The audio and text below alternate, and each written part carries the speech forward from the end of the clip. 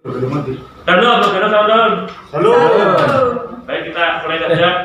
Kita akan membahas Yesus berjalan di atas air. Dan ketika hari sudah mulai malam, murid-murid Yesus pergi ke danau, lalu naik ke perahu dan menyeberang ke Kapernaum.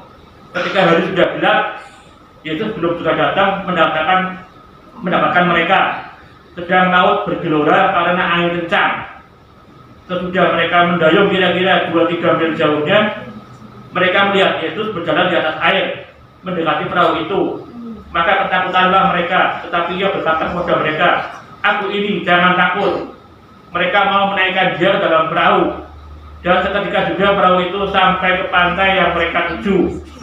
Saya ambil judul untuk perikop ini adalah Yesus Juru Selamat Dunia, karena Yesus menyelamatkan murid-muridnya supaya mereka selamat. Kalau Yesus tidak menyelamatkan murid-muridnya, pasti murid-muridnya akan semuanya akan hilang, semua musnah. Jadi kalau murid-muridnya itu hilang semua, maka Alkitab ini nggak ada, karena semuanya sudah ganti alur, ganti cerita.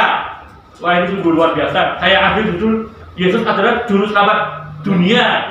Mencari keselamatan kekal adalah yang terpenting. Apa yang harus kita pahami supaya menerima keselamatan?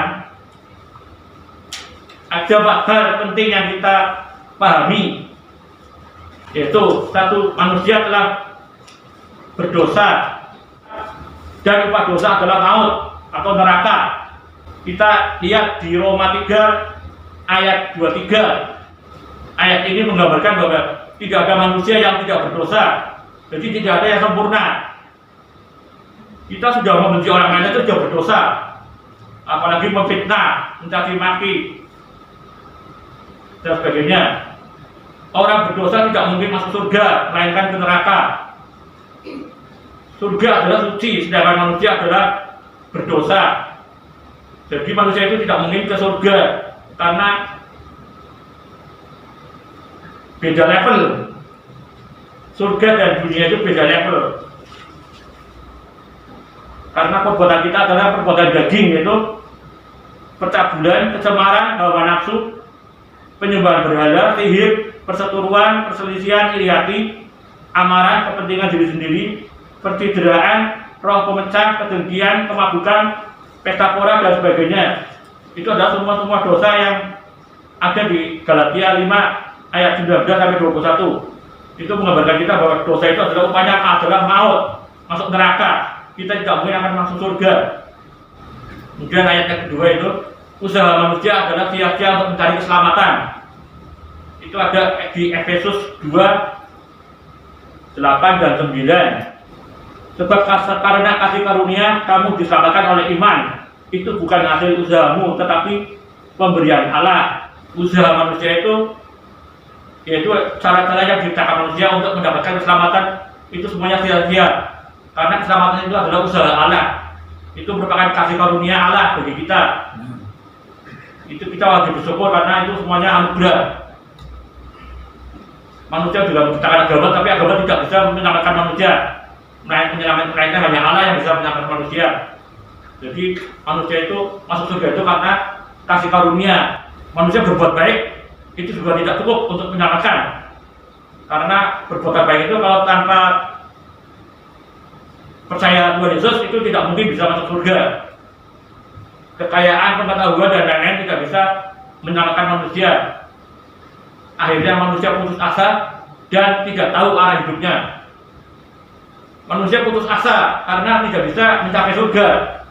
Maka Tuhan mengutus Yesus ke dunia. Yang ketiga ini adalah Allah mengasihi manusia berdosa sehingga Dia utus Yesus ke dunia. Itu ada di Yohanes 3 ayat 16. Karena begitu besar kasih Allah akan dunia ini, sehingga Ia telah mengaruniakan anaknya yang tunggal, supaya setiap orang yang percaya kepadanya tidak binasa, melainkan beroleh hidup yang kekal. Ini suatu kasih Allah yang luar biasa buat orang-orang berdosa seperti kita. Jadi Allah itu menciptakan manusia bukan untuk masuk neraka, melainkan untuk masuk surga. Amin. Neraka itu hanya untuk iblis atau orang jahat. Surga itu adalah milik kita. Amin. Manusia kalau ikut iblis berbuat jahat, akhirnya manusia itu akan masuk neraka. Mengapa Yesus diutus ke dalam dunia? Itu semuanya untuk menanggung hukuman dosa kita, yaitu neraka. Akhirnya Yesus diutus ke dunia untuk mati di kayu salib, menanggung sakit penyakit, penderitaan, kesulitan manusia. Ketika kita percaya saat itu, kita akan mengalami keselamatan, kesembuhan, dan pemulihan. Jadi kita harus percaya sama Tuhan Yesus, karena Tuhan Yesus adalah menjadi jalan atau jembatan penghubung perantara antara manusia berdosa dengan Allah yang kudus. Kalau tidak ada Tuhan Yesus, kita tidak bisa langsung masuk ke surga, karena tidak ada penghubung antara manusia dengan Allah. Itu levelnya terlalu jauh. Manusia harus ada penghubung, yaitu Tuhan Yesus. Makanya kita sangat berterima kasih sama Tuhan Yesus. Amin. Amin. Amin. Jadi yang keempat adalah Yesus adalah kepastian akan keselamatan. Ini di Yohanes 4:14 ayat 6. Kata Yesus kepadanya, "Akulah jalan dan kebenaran dan hidup. Tidak ada seorang pun yang datang kepada Bapa kalau tidak melalui aku." Berarti ini tidak ada yang lain, hanya satu-satunya. Kita beruntung punya Tuhan Yesus. Dengan menerima Yesus sebagai Tuhan dan Juru Selamat dalam hidup manusia, maka pada saat itu juga manusia menerima keselamatan. Oh, luar biasa. Kita selamat karena Tuhan Yesus. Jadi keselamatan itu bukan proses, melainkan terjadi ketika saat Anda percaya pada Tuhan Yesus. Ini merupakan kasih karunia Allah yang begitu besar pada manusia. Tanpa kasih karunia kita tidak akan selamat. Ini luar biasa.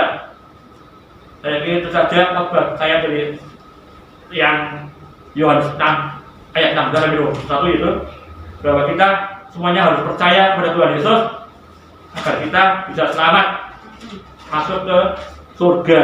Terima kasih. Tuhan Yesus memberkati. Amin.